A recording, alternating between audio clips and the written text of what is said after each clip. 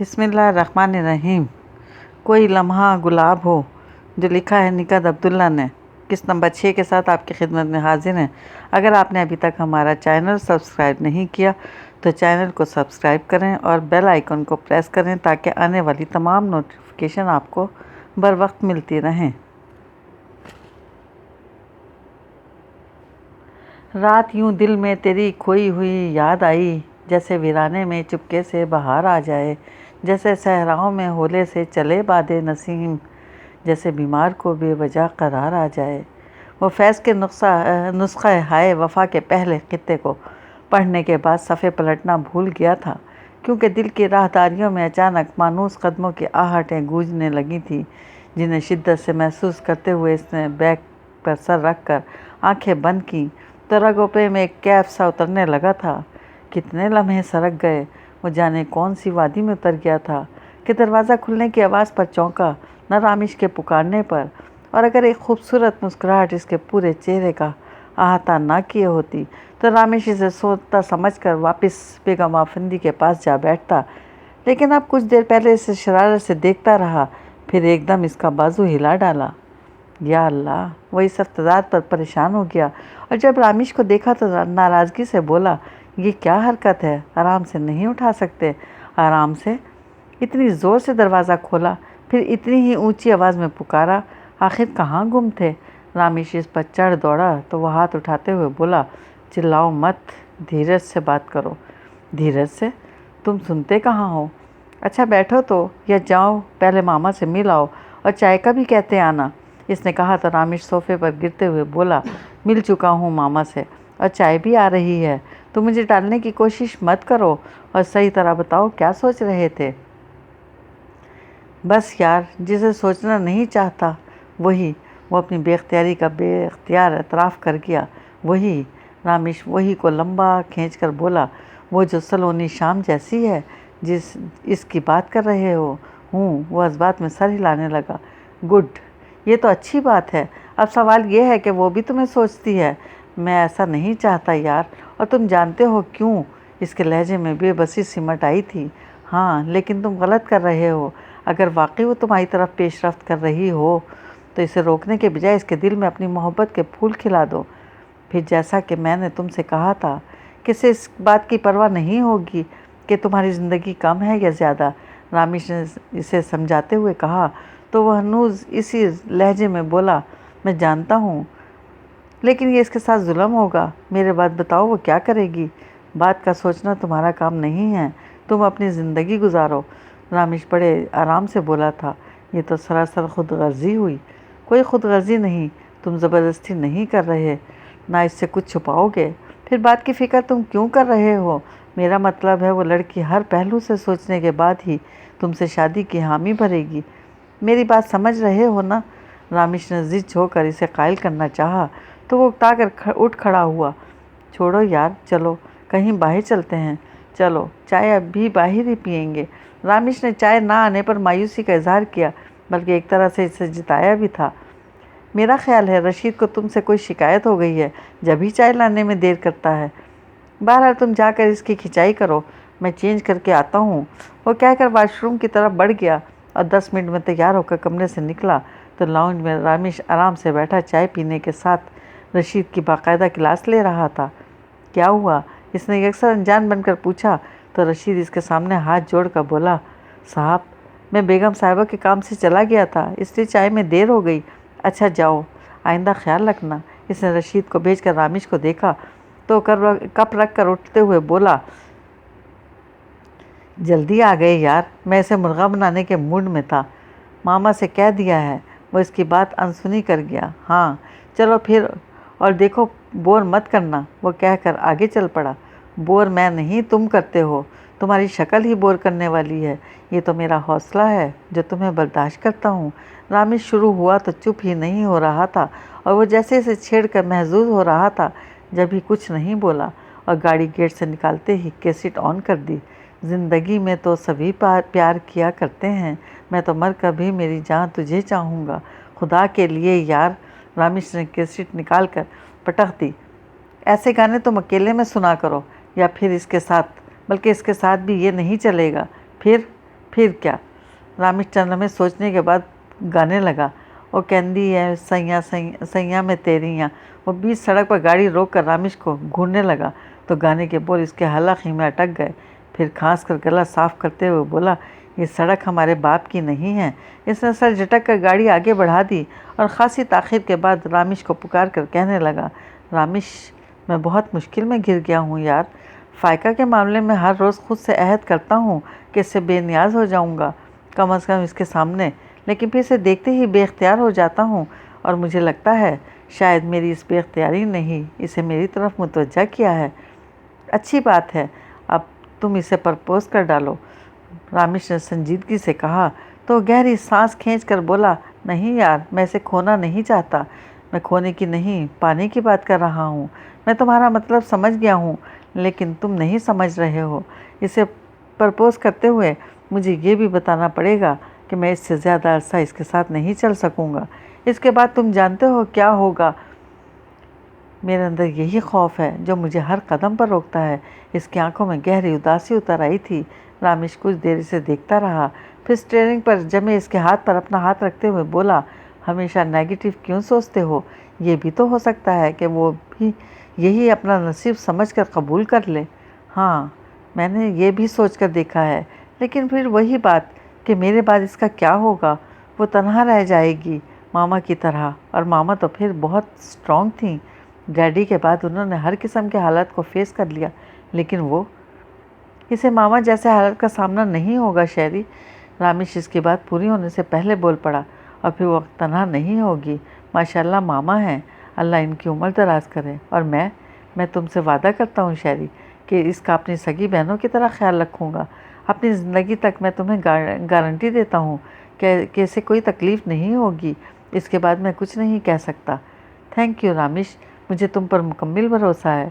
اس نے ابھی اس قدر کہا تھا کہ رامیش بول پڑا، اب خدا کے لیے لیکن مت کہنا۔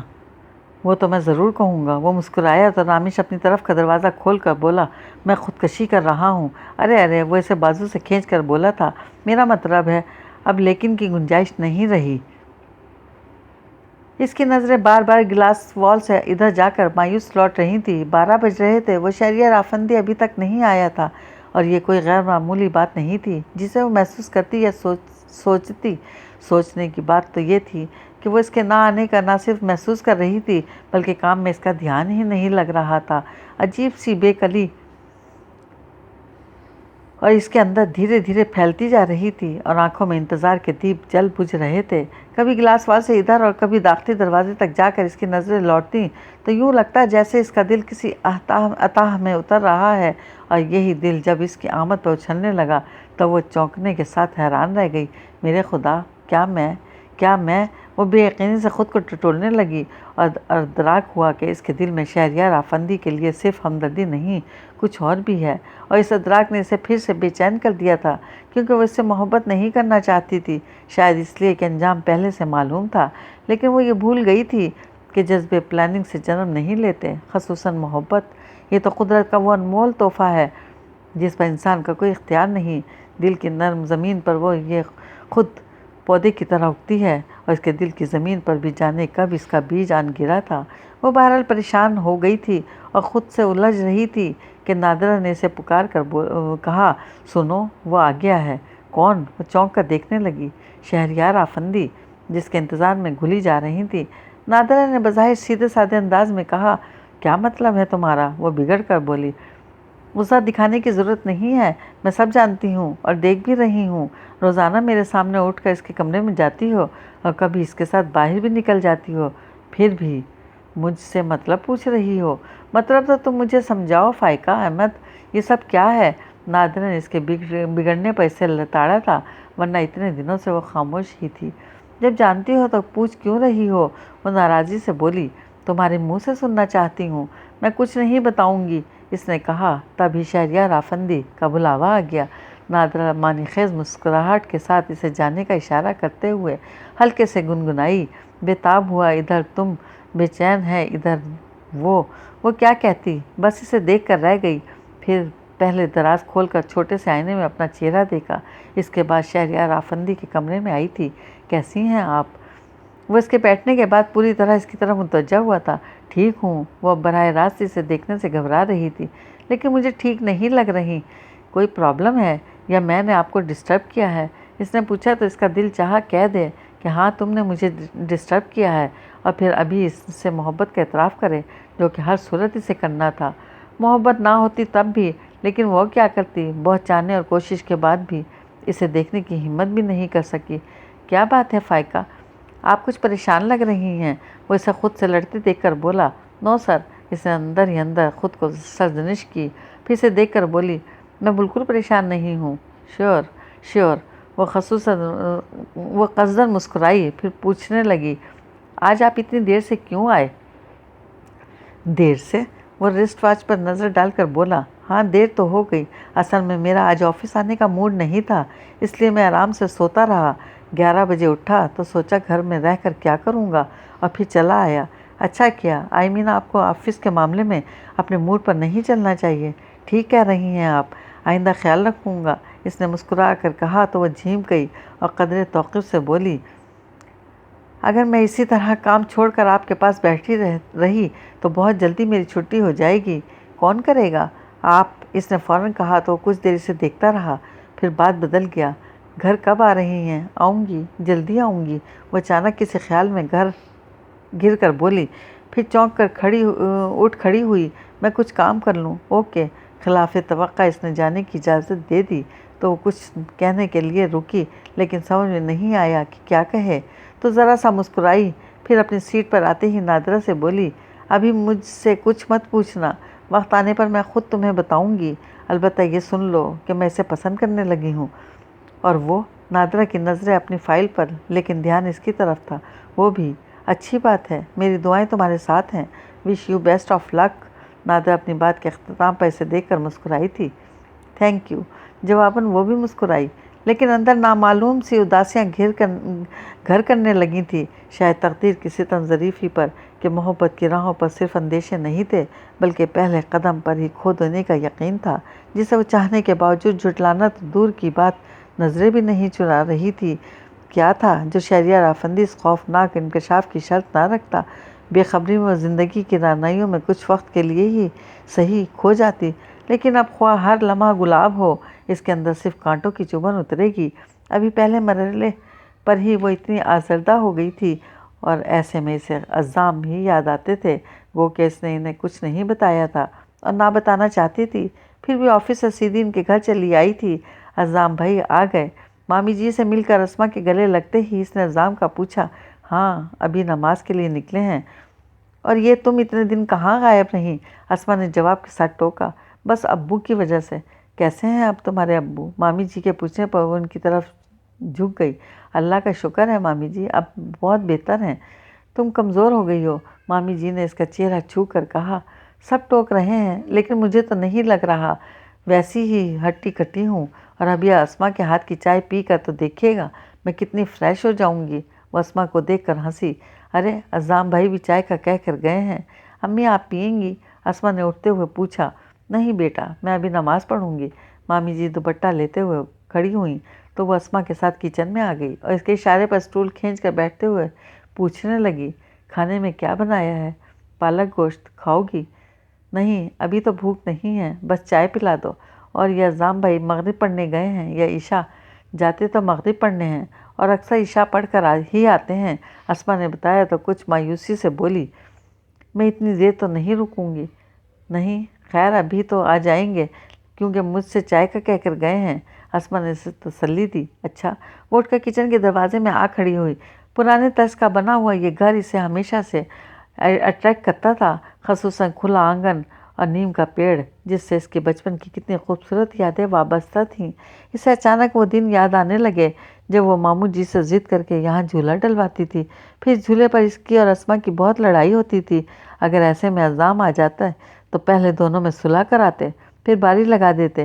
اسے تب سے ہی عزام بہت اچھے لگتے تھے، اپنی ہر چیز وہ ان کے لیے ضرور بچا کر رکھتی تھی، ٹافیاں، تل کے لڈو اور برفی، اور ظاہر ہے بدلے میں پھر وہ بھی اس کے لیے کچھ نہ کچھ لے آتے تھے، اور کیونکہ وہ ان سے بہت چھوٹی تھی اس لیے اس کی عزام کے ساتھ گہری وابستگی کو سب دیکھتے اور محسوس ضرور کرتے تھے، لیکن کبھی کوئی اس غلط نہیں سوچ سکتا تھا، بس یہی کہا جاتا کہ یہ تو عزام کی دیوانی ہے، اور اس کی دیوانگی بچپن کی حدود کراس کر کے بھی کم نہیں ہوئی تھی، ابھی بھی اسی طرح اس کی طرف لپکتی تھی، جبکہ عزام نے لگتا تھا اپنے گرد ایک حصار کھینچ لیا ہے جس کے اندر وہ کسی کو داخل نہیں ہونے دیتے تھے۔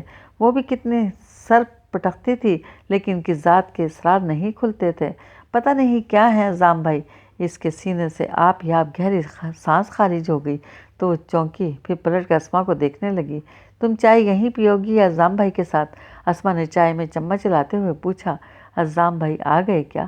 لو ابھی تمہارے سامنے سے تو گزرے ہیں، کہاں رہتی ہو تم؟ اسما نے تعجب سے ٹوکا۔ لاؤ چائے، میں لے جاتی ہوں۔ وہ اسما کی بات اور تعجب سے انجان بن گئی اور جلدی سے دونوں مگ اٹھا کر کچن سے نکل آئی۔ السلام علیکم، اس نے عزام کے کمرے میں داخل ہوتے ہی سلام کیا۔ وعلیکم السلام، کیسی ہو؟ خیریت سے ہوں۔ بیٹھو، آفس سے آ رہی ہو؟ جی، گھر سے کہاں نکلنا ہوتا ہے، ایک چھٹی کا دن پتہ نہیں کن کاموں میں گزر جاتا ہے، حالانکہ میرا بہت دل چاہتا ہے کبھی صبح سے آؤں اور سارا دن یہاں رہوں، اس نے بیٹھتے ہوئے کہا اور ان کے خاموش رہنے پر پوچھنے لگی، آپ کیوں نہیں آئے؟ آؤں گا، تم یہ بتاؤ جاب ٹھیک چل رہی ہے تمہاری؟ اس نے ٹال کر پوچھا تو اس نے ہوں کہہ کر مگ ہونٹوں سے لگا لیا اور 2-3 سپ لینے کے بعد انہیں مخاطب کیے بغیر کہنے لگی، میں آج بہت اداس ہوں، دل چاہ رہا ہے بہت روؤں، رونے سے مسائل حل نہیں ہوتے۔ انہوں نے کہا تو چونک کر بولی، مسائل؟ لیکن میرے ساتھ تو کوئی مسئلہ نہیں ہے، پھر کیوں رونا چاہتی ہو؟ پتہ نہیں، خیر چھوڑیں اس بات کو اور میری ایک بات کا جواب دیں، اس نے کہا تو وہ مگ ایک طرف رکھ کر سوالیہ نظر سے اسے دیکھنے لگے۔ یہ بتائیں، اگر آپ کو آپ کی من پسند چیز دے کر یہ کہا جائے کہ کچھ عرصے بعد آپ سے واپس لے لی جائے گی تو آپ کیا کریں گے؟ اس نے بظاہر سیدھے سادے انداز میں پوچھا تو عزام کچھ دیر سوچنے کے بعد بولے، جب پہلے سے واپسی کی شرط طے ہوگی تو پھر اسے واپسی کی نیت سے سنبھال کر رکھوں گا، اگر آپ کا واپس کرنے کا دل نہ چاہے، اسی لیے تو میں نے کہا کہ واپسی کی نیت سے سنبھال کر رکھوں گا۔ اس سے کیا ہوگا؟ لوٹاتے ہوئے افسوس نہیں ہوگا؟ کیوں نہیں ہوگا؟ اتنے دن وہ آپ کے پاس رہی، پھر وہ آپ کی من پسند شے ہے۔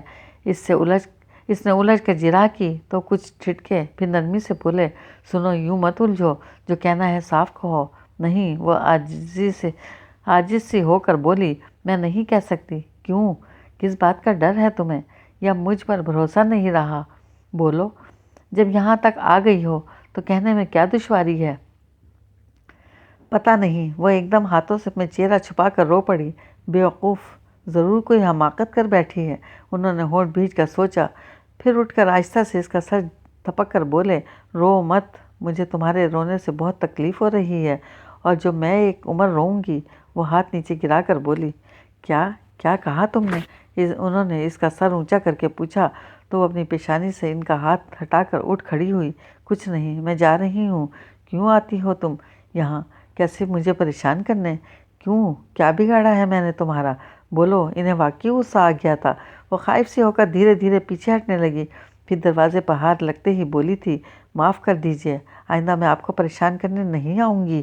رکو فائقہ، انہوں نے تیز لہجے میں کہا، لیکن وہ انسنی کرتی تیز قدموں سے باہر نکل آئی۔ وہ آتے ہی واش روم میں بند ہو گئی اور کتنی دیر منہ اور خصوصاً آنکھوں پر پانی کے چھینٹے مارتی رہی، پھر تولیے سے صاف کیے بغیر باہر نکلی تو رابعہ اس کے انتظار میں ٹہل رہی تھی۔ دیکھتے ہی بولی، کہاں رہ گئی تھی تم؟ میں؟ وہ انگلیوں سے ہونٹوں اور پلکوں پر ٹھہرا پانی صاف کرتے ہوئے بولی، میں ماموں جی کے یہاں چلی گئی تھی۔ عزام بھائی سے ملاقات ہوئی؟ رابعہ نے فوراً پوچھا تو وہ اس بات میں سر ہلا کر وارڈروب کی طرف بڑھ گئی۔ کچھ کہہ رہے تھے؟ رابعہ جانے کیا پوچھنا چاہ رہی تھی، وہ سمجھی نہیں اور وارڈروب کھول کر بولی، نہیں، انہوں نے کیا کہنا ہے؟ پھر بھی سرسری تو ذکر کیا ہوگا، رابعہ نے کہا تو اس بار وہ چونک کر اس کی طرف متوجہ ہوئی۔ کس بات کا؟ میرا اور عفان کا، انہوں نے ہمیں دیکھا تھا۔ اچھا، ہاں، آج تم ڈاکٹر صاحب سے ملنے گئی تھی، کیا رہا؟ اس نے ایک دم یاد آنے پر پوچھا تو وہ جھنجھلا کر بولی، پہلے تم عزام بھائی کا بتاؤ، انہوں نے کیا کہا؟ کچھ نہیں، انہوں نے تو اشارتاً بھی ذکر نہیں کیا۔ ویسے کہاں دیکھا تھا انہوں نے تمہیں؟ بلکہ تم دونوں کو گاڑی میں، میرا مطلب ایک جگہ سگنل پر ہماری گاڑی کے ساتھ ان کی گاڑی آن رکی تھی، رابعہ نے بتایا تو سوچتے ہوئے بولی، عزام بھائی کے پاس تو گاڑی نہیں ہے، آفس کی ہوگی، بہرحال اس طرح انہوں نے مجھے دیکھا تھا اور بظاہر تو انجان بن گئے تھے۔ حسب عادت اس نے سوچا، پھر سر جھٹک کر بولی، خیر دیکھ لیا ہے تو کیا ہوا؟ ہاں یہی میں بھی سوچ رہی ہوں، لیکن عجیب سا بھی لگ رہا ہے، رابعہ نے کہا۔ تبھی امی آ گئیں۔ یہ تم دونوں یہاں گھسی کیا کر رہی ہو؟ کبھی کچن میں دیکھ لیا کرو، سارا چھوٹی پر چھوڑ دیتی ہو۔ ہیں؟ رابعہ اچھل کر بولی، ہنڈیا میں نے پکائی ہے اور آٹا بھی گوندھ دیا ہے، باقی سونی صرف روٹی ہی تو پکا رہی ہے۔ چلو تم دسترخوان لگاؤ، عثمان بھوک بھوک کر رہا ہے۔ امی نے دونوں کو دیکھا تھا جب ہی وہ فوراً وارڈروب بند کر کے بولی، میں آ رہی ہوں امی، بس کپڑے بدل لوں، جلدی کرو۔ اور تم اتنی دیر سے کیوں آئی ہو؟ ماموں جی کے ہاں چلی گئی تھی کیا؟ امی نے جاتے جاتے رک کر پوچھا۔ جی وہیں گئی تھی، عزام نہیں آیا تمہیں چھوڑنے؟ وہ کچھ مصروف تھے، وہ کہتے ہوئے واش روم میں چلی گئی۔ پھر کھانے کے بعد وہ بہت دیر تک ابو کے پاس بیٹھی رہی، لیکن اس کا دل اور ذہن دونوں اس کے ساتھ نہیں رہے تھے۔ بظاہر ابو کی باتیں سن رہی تھی، لیکن ذہن کبھی شہریار آفندی اور کبھی عزام کی طرف بھٹک رہا تھا۔ پھر رابعہ کے روداد بھی سننا چاہتی تھی، اور ابو جانے کہاں کہاں کے قصے چھیڑے بیٹھے تھے۔ 12 بج گئے جب امی کمرے میں آئیں، تب وہ ابو سے اجازت لے کر اٹھی اور پہلے رابعہ کے کمرے میں جھانکا تو وہ منتظر تھی۔ فوراً اشارے سے اندر آنے کو کہا۔ اس نے کمرے میں داخل ہو کر اپنے پیچھے دروازہ بند کیا، پھر رابعہ کے برابر لیٹتے ہوئے بولی، بیٹھے بیٹھے کمر اکڑ گئی۔ کیا باتیں کر رہے تھے ابو؟ رابعہ نے اس کی طرف کروٹ بدلتے ہوئے پوچھا۔ بس پرانے قصے تھے، دادا دادی، تایا جی، چچا کی وہی باتیں جو کتنی بار بتا چکے ہیں۔ اچھا خیر اب میری سنو، رابعہ نے ٹوکتے ہوئے کہا تو جمائی روک کر بولی، تمہاری ہی سننے آئی ہوں۔ ہاں۔ رابعہ اٹھ کر بیٹھ گئی اور تکیہ گود میں رکھتے ہوئے شوق سے بتانے لگی۔ ایسا ہوا کہ ڈاکٹر عفان مجھے سیدھا اپنے بنگلے پر لے گئے تھے۔ بہت خوبصورت بنگلہ ہے ان کا، 3 bedroom, drawing, dining, T V lounge اور چھوٹا سا لان بھی ہے۔ وہ تو سب ٹھیک ہے، گھر والوں کا بتاؤ، کون کون ہے؟ اس نے پوچھا تو رابعہ بڑے آرام سے بولی، کوئی نہیں۔ کیا مطلب؟ ان کے والدین، بہن بھائی سب ہیں، لیکن یہاں نہیں رہتے۔ اصل میں ڈاکٹر صاحب کا تعلق ایک گاؤں سے ہے۔ ان کے والدین اور ایک بہن بھائی بھی ہیں، وہیں رہتے ہیں، جبکہ بڑے بھائی امریکہ میں ہیں اور بڑی بہن یہیں ڈیفینس میں ہوتی ہیں۔ رابعہ ڈاکٹر عفان کے گھر والوں کے بارے میں بتا کر کہنے لگی، ڈاکٹر صاحب اس لیے مجھ سے ملنا چاہتے تھے کہ تاکہ اپنے تمام حالات بتا سکیں۔ بہرحال اب مسئلہ یہ ہے کہ ان کے والدین ان کی شادی گاؤں میں اپنے عزیزوں میں کرنا چاہتے ہیں، لیکن وہ ان کے بہن بھائی بھی راضی نہیں ہیں۔ ان کی بڑی بہن یہیں ان کے لیے لڑکی تلاش کر رہی تھی کہ ڈاکٹر صاحب کو میں پسند آ گئی، اور اب ان کا کہنا ہے کہ وہ 1 آدھ ہفتے میں اپنی بہن کو یہاں بھیجیں گے۔ اور والدین؟ ان کو پتہ نہیں ہے۔ ویسے صبح ڈاکٹر صاحب گاؤں جا رہے ہیں، اس سلسلے میں اپنے والدین سے بات کریں گے۔ اگر وہ آنے میں تیار نہ ہوئے تو انہیں اپنے ساتھ لیتے آئیں گے، ورنہ پھر شادی کے بعد مجھے ان سے ملانے لے جائیں گے۔ وہ بتا رہے تھے ان کے بڑے بھائی کی شادی بھی اسی طرح ہوئی تھی، یعنی ان کے والدین شریک نہیں ہوئے تھے، لیکن ناراض بھی نہیں تھے۔ اصل میں وہ دیہاتی لوگ ہیں، اپنی برادری سے بگاڑنا نہیں چاہتے، اس لیے ان کی بات رکھ لیتے ہیں اور بعد میں کہتے ہیں کہ ہم کیا کریں، پڑھ لکھ کر بچے ہمارے بس میں نہیں رہے، لیکن ہم انہیں چھوڑ بھی نہیں سکتے، وغیرہ وغیرہ، سمجھ گئیں؟ رابعہ نے کچھ تفصیل بتا کر کہا تو اس پر چونکہ نیند غالب آ رہی تھی، اس لیے بس اتنا پوچھا، تم مطمئن ہو؟ ہاں، رابعہ نے فوراً اقرار کیا۔ بس پھر تم کو کوئی مسئلہ نہیں، آرام سے سو سکتی ہو، اور مجھے بھی سونے دو، اس نے کہہ کر بوجھل آنکھوں کے در بند کیے تو رابعہ اس کا ہاتھ ہلا کر بولی، یہاں کہاں سو رہی ہو؟ وہاں جانے کی ہمت نہیں ہے، آج کی رات سونے دو۔ وہ کروٹ بدل گئی۔